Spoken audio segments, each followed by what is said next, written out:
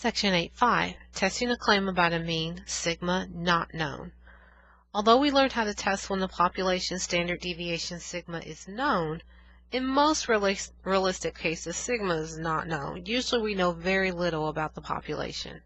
The requirements we want to check for are similar to when the standard deviation is known, the normality and the sample size. But for the most part, we will use the student's t-distribution when sigma is not known.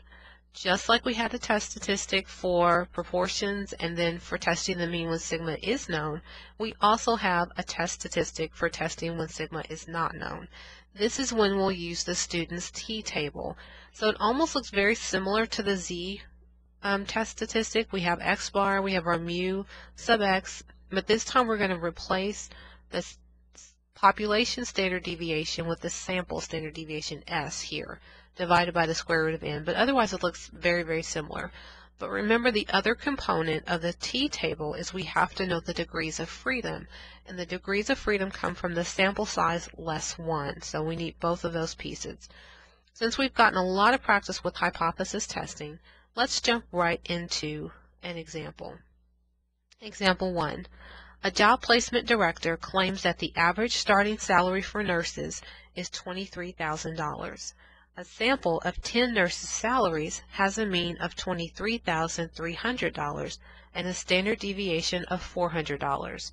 Is there enough evidence to reject the director's claim at alpha equals 0.05? Again, we start with our hypothesis test, H naught and H sub 1. Well, the director claims that the average salary is $2,300, so I think that's pretty straightforward. We can write that one down. Now, if you notice in this problem, compared to some others that we've seen, there's not any evidence or indication, rather, of direction, meaning does someone think the salaries are higher or lower? We're just trying to prove whether the director is right or wrong. So since there is no indication of direction, our alternative hypothesis would be to say that salaries are not $2,300 or $23,000.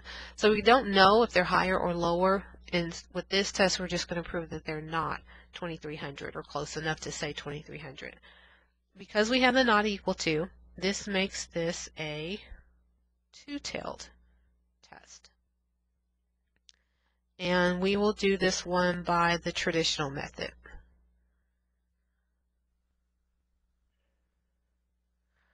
Okay, so with the traditional method, we need our critical value. But because this is a two-tailed test, we have to be a little bit mindful of what we're finding. Now, we were told that alpha is 0.05. With the two-tailed test, though, we have to split that up among the two tails. So what's happening is the total of the 0.05 is contained in the two tails, which means this is 0.025, and this side is also 0.025. And just like before, I'm looking for the z-scores that gives me 0.025 in the tail. Now this time, remember, we don't know the standard deviation of the population. We have it of the sample, but we don't know the population. So we have to go to our t-table.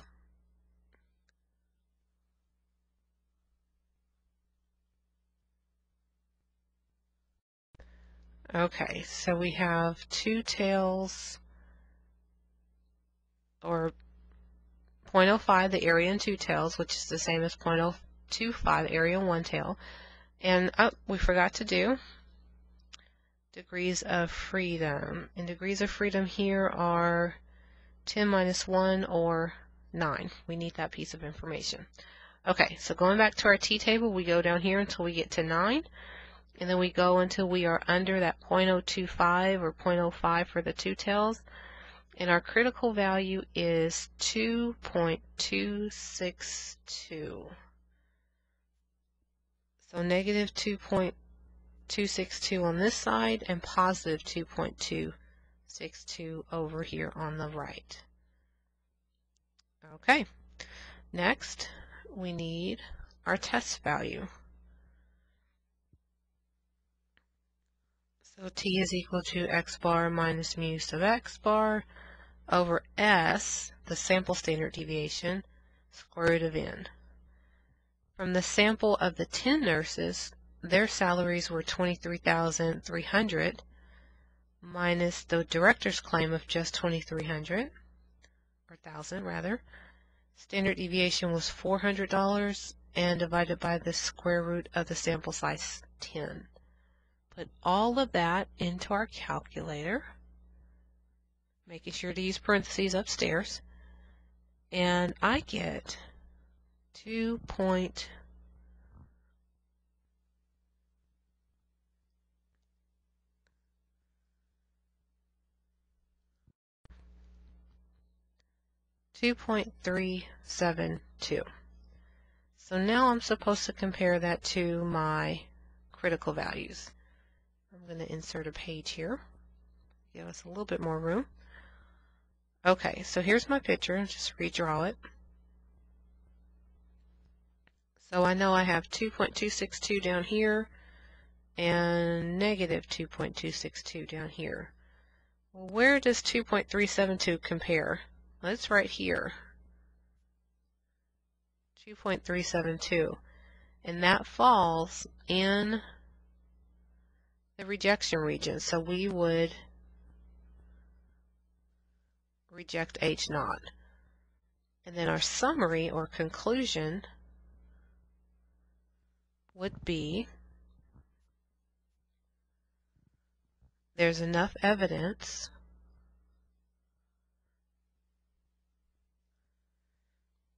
to suggest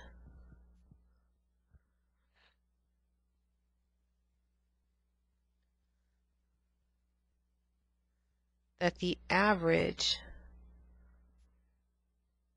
of nurses' salaries are different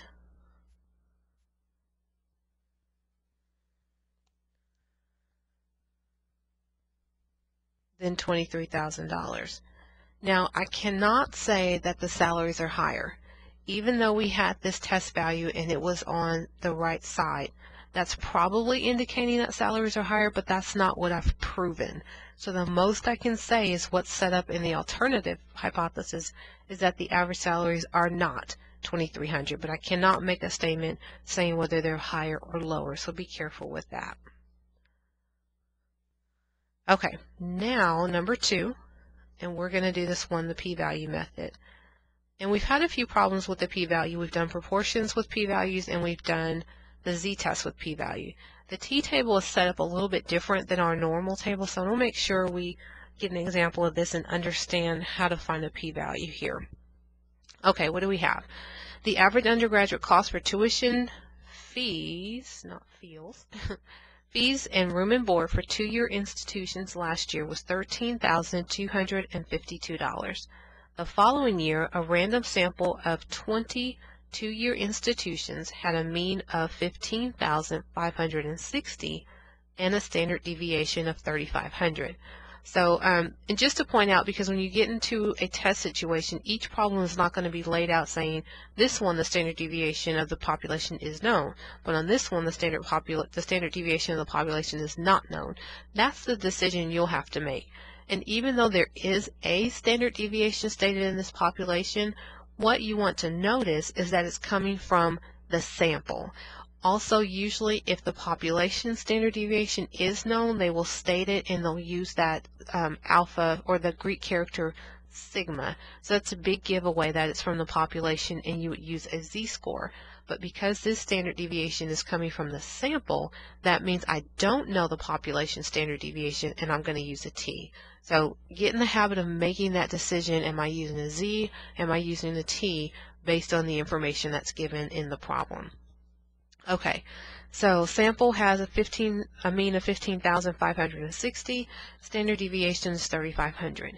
Is there sufficient evidence at the alpha equals 0.01 level to conclude that the mean cost has increased?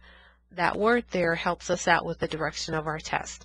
So let's set ourselves up with the null and alternative hypothesis. And as I've mentioned before, sometimes for me it's a little bit easier to set up the null because of some statement like this when we're talking about increase. So the claim is that the average cost for tuition fees room and board at two-year institutions has increased from $13,252. That helps me to set up the statement for the null.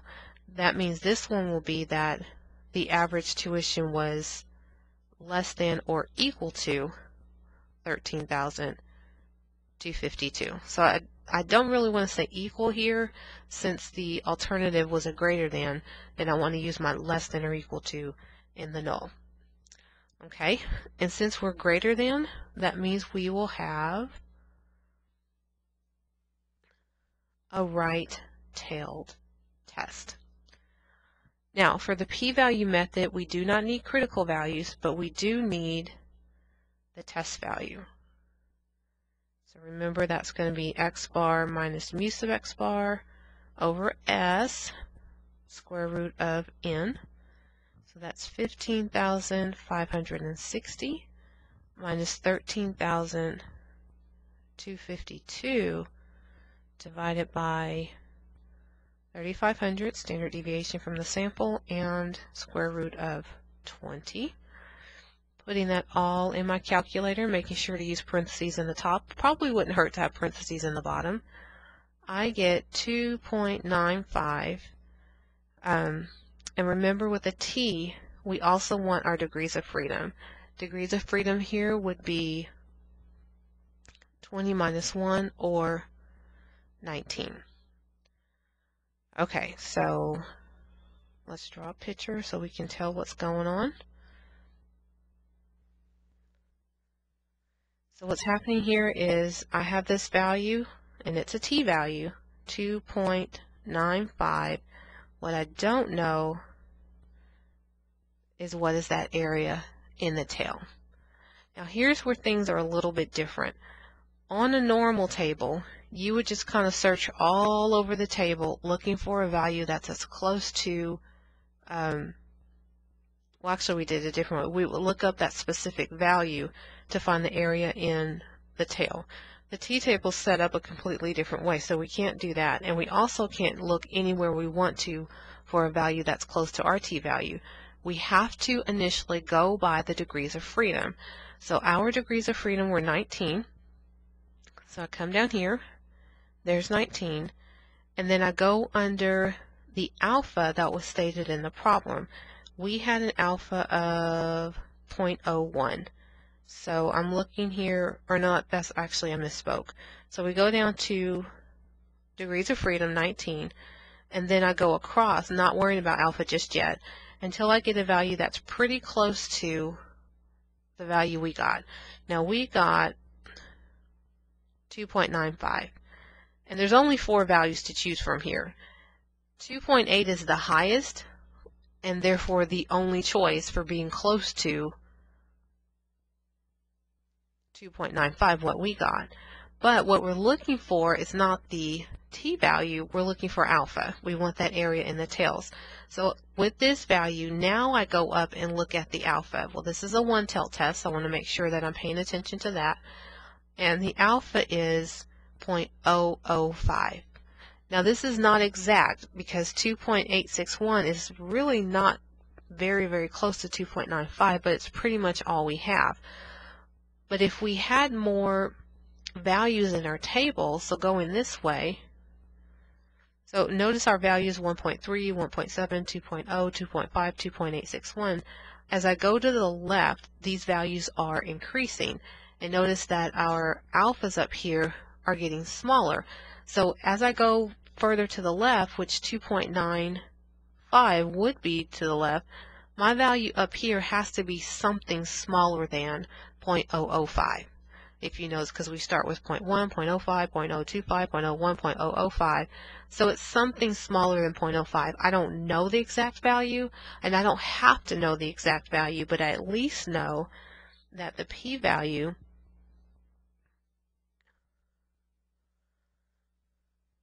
is smaller than 0.005. My table just is not giving me that value. That's what's happening. But we can deduce from the pattern of how the numbers flow that whatever the p-value is smaller than 0.005.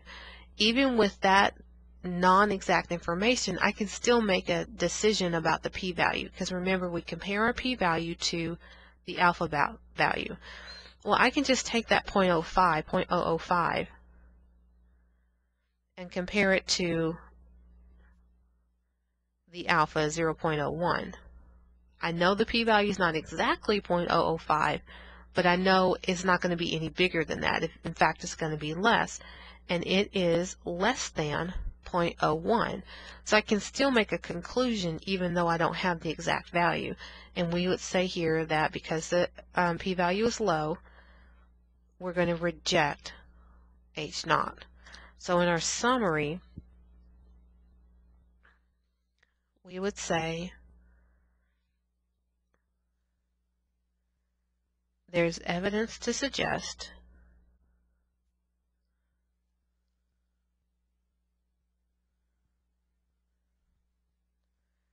that tuition and room and board and fees and all that stuff has increased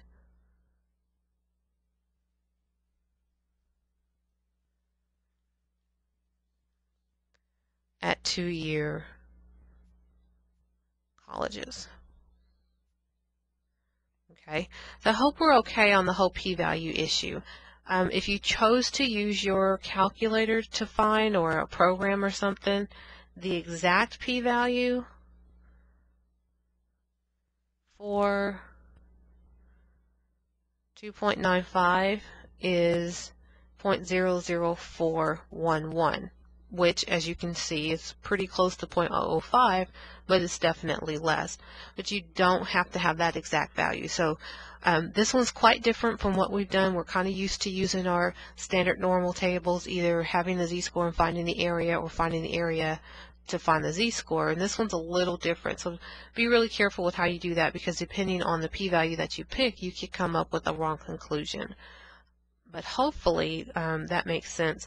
But and just as an aside, if you did want to find this on your calculator, some of you might be so intrigued to do so. P-value on calculator. You would go to your distribution menu, DISTR, and then down to TCDF, which is your t-table cumulative distribution function, and your argument, so it would come up as TCDF in a parenthesis. Your argument is kind of like the normal table, left bound, right bound, degrees of freedom. So for this one, you would say TCDF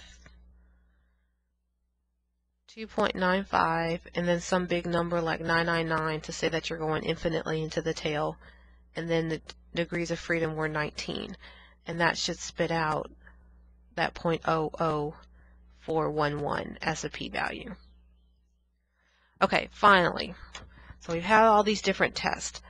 Deciding which test to use. I know this can be a little bit confusing, so maybe this will narrow it down for you. If sigma is known, use the z-test pretty much right off the bat. You do want to make sure that the variable is normally distributed if you happen to have a sample that's relatively small, meaning less than 30. But for the most part, if you know the population standard deviation, remember we have that Greek character for population, then you're automatically going to use the z-test. If sigma is not known, but the sample size is larger than 30, you still go ahead and use the z-test. You're just going to replace sigma with S, the sample standard deviation. And if sigma is unknown or not known, and the sample size is small, less than 30, absolutely have to use the t-test. Again, we want the population to be approximately normally distributed. Usually that's not something you have to worry about in the type of work problems you'll get in your homework, but we still want that to be in place. So sigma's known, use the z-test. Sigma's not known but a large sample size, use the z-test. Sigma's not known and a small sample size, use the t-test.